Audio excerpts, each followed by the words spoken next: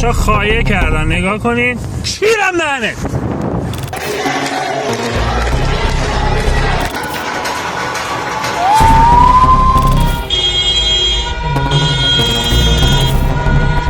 하메네이 정권은 세 가지 기둥 위에 권력을 세웠습니다. 테헤란의 힘, 마슈아드의 종교, 그리고 타브리즈의 돈.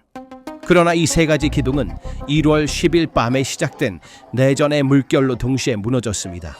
정권은 인터넷을 차단하고 전기를 끊고 수천 명의 혁명 수비대를 국민에게 풀어놓았습니다. 하지만 그들은 사람들의 분노와 경로를 막을 수 없었습니다. 성직자들은 이제 자신들의 집에서도 안전하지 않습니다. 신정의 정당성은 사라졌습니다. 그리고 정권의 궁극적인 파멸의 징조는 무력 독점이 깨졌고 매전은 정권에 불리하게 돌아섰다. 하메네이와 이란 엘리트들에게 이제 남은 선택지는 하나뿐입니다. 대규모 탈출입니다. 목적지는 모스크바의 푸틴 독재자 농장입니다. 이란의 대도시들이 정권의 통제에서 벗어나면서 하메네이와 성직자들의 대규모 탈출 계획이 이미 진행 중이라는 강력한 징후와 정보 유출이 있습니다. 저기 앉아있는 많은 사람들이 사기가 떨어져 있습니다. 하메네이 자신도 포함해서요. 그들은 나라를 탈출할 준비를 하고 있습니다. 그들은 비행기를 준비하고 있으며 아마도 소셜미디어에 유포되고 있는 이미지들은 모스크바의 브누크보 공항에서 촬영된 것으로 추정되며 이란에 손댈 수 없는 하메네이 정권과 그 가족들이 가방을 들고 있는 모습을 보여주고 있어 정권의 공포를 전 세계에 드러내고 있습니다. 아직 공식적으로 확인되지는 않았지만 이러한 이미지들은 현지 상황과 일치하는 논리적 일관성을 보여줍니다. 팔라비 왕세자의 호소에 따라 1,000만 명의 인파가 몰려와 정권의 혁명 수비대를 무너뜨리고 세 개의 대도시를 장악했습니다. 하메네이가 태어난 마슈하드에서도 정부 건물이 팔라비 구호와 함께 불타올랐습니다. 정규군 병사들은 하메네이가 아닌 도움을 요청한 트럼프의 사진에 입을 맞추고 있습니다. 트럼프 씨, 우리 군인들과 이란의 모든 국민은 당신이 우리를 구해주기를 기다리고 있습니다. 우리는 또한 이란을 다시 위대하게 만들고 싶습니다. 이란 관리들에게 유럽과 걸프 국가들은 닫혀 있기 때문이다. 남은 유일한 안전한 출구는 카스피안 항공 회란이다. 물류 데이터도 이 탈출 이론을 뒷받침한다. 에어카고 위크 잡지의 보도에 따르면 12월 27일 이후로 테헤란과 러시아의 미네랄 니에보디 도시 사이에 IL-76TD 화물기를 이용한 민간 항공편을 가장한 치열한 교통이 있었다고 합니다.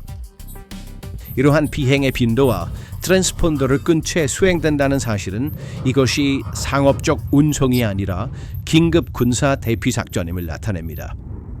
그래서 왜 푸틴은 패배하는 정권을 포용하고 있을까요? 모스크바가 하메네이와 그의 엘리트를 받아들이는 것은 우정의 제스처가 아니라 냉정한 이해관계의 계산이다.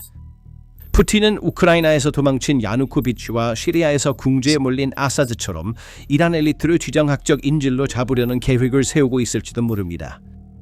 이 전략은 이란의 핵 비밀이 서방의 손에 들어가는 것을 막고 약탈된 자산의 일부를 얻는 것에 기반하고 있습니다. 모스크바는 다시 한번 복제자 클럽의 마지막 피난처 역할을 하고 있습니다. 정권의 최고위층에서 도덕적 붕괴는 더욱 심각하다.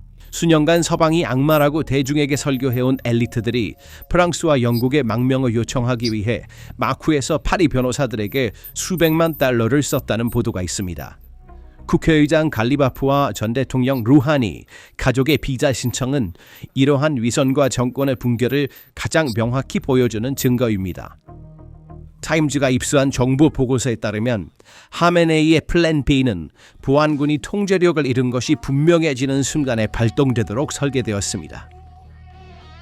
알델모주타바와 가장 가까운 후신명 팀과 함께 나라를 떠날 준비를 하는 것은 정권이 사실상 끝났으며 시간 문제일 뿐이라는 것을 인정하는 것입니다. 정권이 무너질 때 도망치는 것은 사람들만이 아닙니다. 부도 도망칩니다.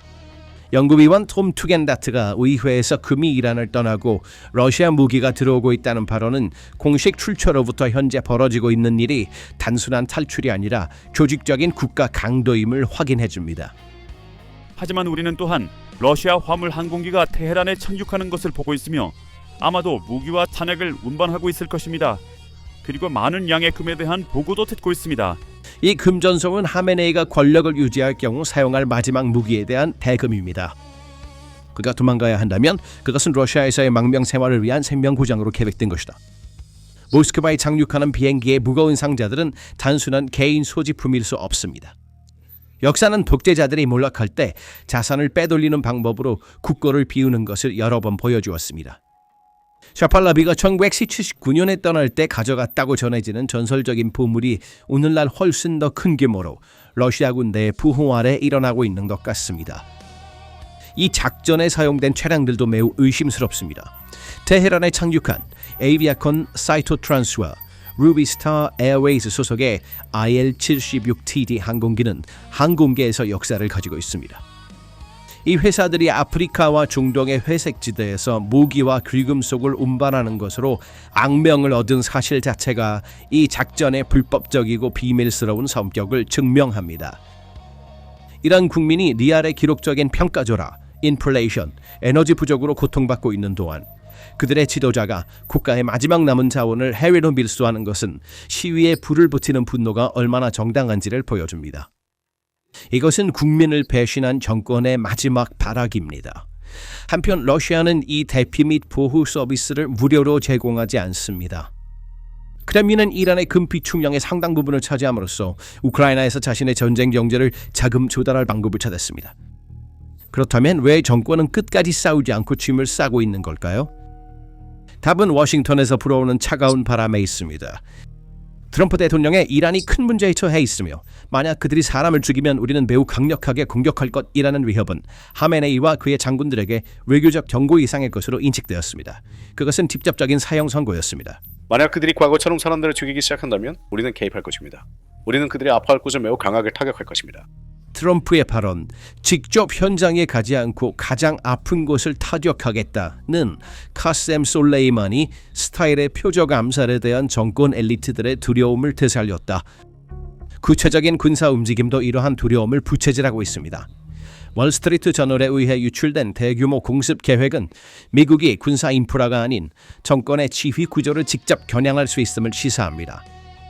더 중요한 것은 베네수엘라 지도자 마두로 체포의 역할을 했던 델타포스 요원들이 중동으로 재배치되었다는 정보 보고가 하메네이의 테헤란 벙커 체류를 자살 행위와 다름없게 만들었다는 것입니다. 델타포스는 당신이 숨고 있는 구멍에 들어가서 당신을 끌어내는 악몽이기 때문입니다. 기술 데이터는 또한 미국이 허세를 부리지 않는다는 것을 증명합니다. 페르시아만 상공에 있는 미 공군 KC-130 급유기의 존재는 F-35 및 B-52 폭격기가 이란 영공에 진입하기 전에 공중에서 급유를 기다리고 있다는 가장 명확한 표시입니다. 공중에 있는 공중급유기는 우리가 준비되었음을 의미합니다. 이 외부 압력과 내부의 대중 봉기가 이란 군대 내 분열을 가속화했습니다. 트럼프의 공격적이지만 명확한 입장은 군대 내 반대 세력을 고무시켰다. 군인들은 미군의 개입을 점령이 아니라 혁명 수비대의 억압에서 벗어날 기회로 보기 시작했습니다. 이 심리적 붕괴는 정권을 무방비 상태로 만든 마지막 타격이었습니다.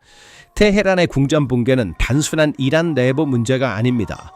이는 전 세계적인 지정학적 지진입니다. 이 붕괴로 인한 쓰나미는 모스크바에서 베이징까지 모든 균형을 무너뜨릴 힘을 가지고 있습니다. 첫 번째 도미노는 러시아입니다. 블라디미르 푸틴은 우크라이나에서의 소모전에서 중대한 실수를 저질렀습니다. 그는 자신의 방위 산업의 부족함을 이란의 저렴한 탄약으로 보충하려 했습니다. CSES 분석가들이 지적하듯이 러시아가 우크라이나 도시를 공포에 떨게 하는 샤헤드 136 자폭 드론은 모스크바 자체 생산이 아니라 테헤란에서 온 기성품입니다. 카스피해를 가로지르는 그 유령 함대의 근원은 러시아 군대의 생명선입니다. CNN과 오픈소스 정보 분석가들은 위성 이미지를 통해 이 선박들이 트랜스폰더를 끄고 무기를 지속적으로 운반하고 있다는 사실을 폭로했습니다. 이란 정권이 무너질 때 이 배들은 카스피해 항구에서 녹슬게 될 것입니다. 모스크바로의 샤헤드 공급이 중단될 것입니다. 그렇다면 이것이 무엇을 의미할까요? 러시아의 저렴한 공군이 하룻밤 사이에 사라질 것입니다. 우크라이나의 방공망을 포화시키는 전술은 무너질 것입니다. 더 중요한 것은 알로브가 지역에 있는 러시아의 무인기 조립 공장이 이란에서 오는 중요한 부품 부족으로 인해 폐쇄 위험에 직면할 것입니다. 러시아가 자체적으로 생산할 수 없는 광섬유 케이블부터 특수 엔진 부품까지 이 모든 체인이 끊어지면 전선에서 푸틴의 눈이 멀게 될 것입니다. 이것은 전선에서 러시아의 화력을 무너뜨릴 물류 재앙입니다. 더 나쁜 것은 로이터의 특별 보고서에 따르면 이란이 러시아에 수백 개의 탄도미사일을 공급하고 있다는 것입니다.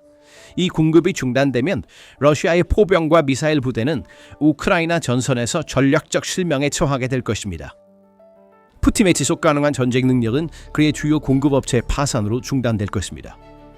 러시아 군대에게 이것은 전선에서의 탄약 부족이 아니라 직접적인 물류 심장 마비입니다. 크렘린은 더 이상 우크라이나 깊숙이 공격할 미사일을 찾을 수 없게 될 것이며 방어선은 종이처럼 무너질 것입니다. 두 번째 큰 충격은 중국 경제와 베이징의 에너지 안보 교리에 타격을 줄 것입니다. 베이징 행정부는 이란에 대한 수년간의 제재를 자신에게 기회로 바꾸었습니다. 다른 모든 사람들이 구매를 두려워했던 이란산 석유를 시장 가격보다 20에서 30% 저렴하게 구매함으로써 막대한 이윤을 확보했습니다. 블룸버그 데이터에 따르면 중국은 이란 석유 수출의 90%를 혼자 흡수하고 있습니다. 이는 중국 산업에 보조금을 받은 에너지를 의미했습니다. 그러나 정권이 바뀌고 이란이 세계 시스템에 통합되면 이 방정식은 무너질 것입니다.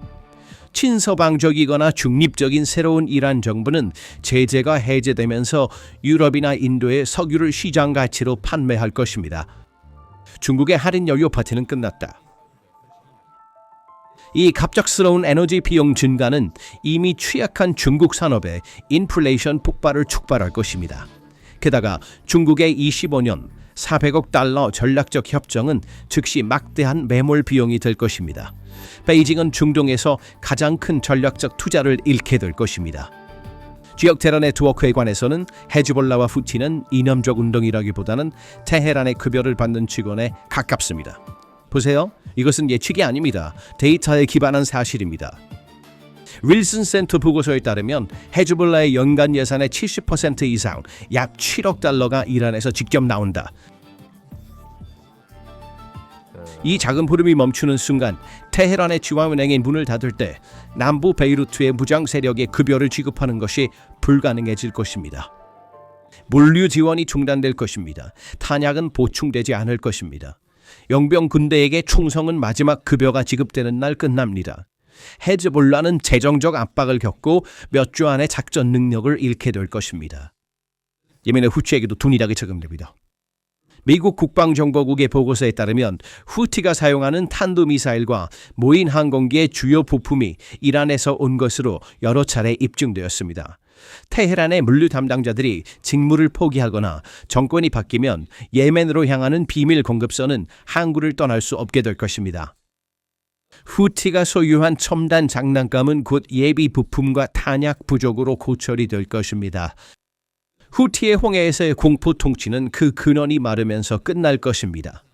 반면에 세계 무역은 다시 숨을 쉴 수 있게 됩니다. 이란 정권이 수년간 호르무즈 해협과 바브엘만 대부 해협 같은 세계 무역의 생명선을 직접 점령하지는 않았지만 대리 배후자와 비대칭 위협을 통해 이를 인질로 삼는 수단으로 효과적으로 사용해왔습니다. 홍해에서 상업 선박에 대한 후티의 공격으로 보험 비용과 화물 운임이 급등했습니다. 국제통화기금과 세계은행의 평가에 따르면 컨테이너 운송 비용이 짧은 기간에 3배에서 4배로 증가했으며 배송 시간이 몇 주 연장되었습니다. 이는 단순한 물류 문제만이 아니었습니다. 이는 전 세계적으로 끈질긴 인플레이션을 초래하고 공급망의 제조장과 기업들이 추가적인 위험 프리미엄을 지불하게 만들었습니다. 테헤란 정권이 무너질 때 이 협박 메커니즘은 파괴될 것입니다. 후티의 비대칭적 해상 압박이 끝나면 수에즈 홍해 경로는 다시 예측 가능해질 것입니다. 보험료는 떨어질 것입니다.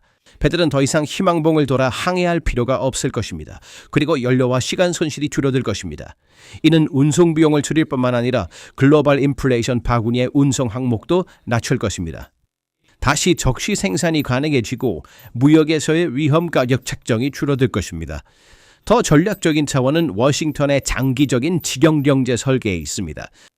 백악관이 발표한 인도, 중동, 유럽 경제회랑은 인도 상품을 걸프와 동지중해를 통해 유럽에 연결하려는 배체 무역 중추입니다.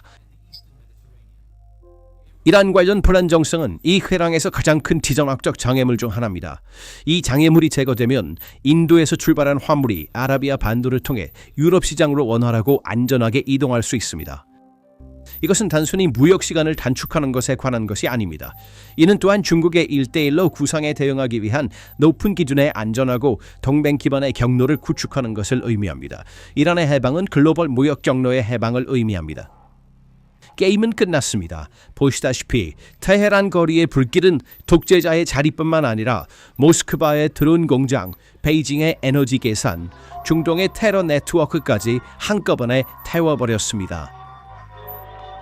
하메네이와 그의 엘리트들은 금을 가지고 도망칠 수는 있지만 역사의 심판을 피할 수는 없습니다. 그들이 러시아로 피신하는 것은 푸틴의 강함이 아니라 약함을 증명합니다. 그것은 독재자들의 클럽이 더 이상 권력의 중심이 아니라 난민 캠프임을 증명합니다. 샤팔라비가 옳았다. 트럼프가 경고를 발했고 이란 국민들이 최종 판결을 내렸다. 세계는 이란 없는 악의 촉, 테러 없는 중동, 그리고 자유로운 테헤란에 눈을 뜨고 있습니다. 이것은 단순한 정권 교체가 아닙니다. 이것은 지정학적 체스판에서의 체크메이트입니다. 그래서 이것에 대해 어떻게 생각하시나요? 댓글로 의견을 공유해 주세요. 채널을 구독하고 알림을 켜서 PPR 글로벌의 새로운 분석에 대해 정보를 받아보세요. 저희를 선택해 주셔서 감사합니다.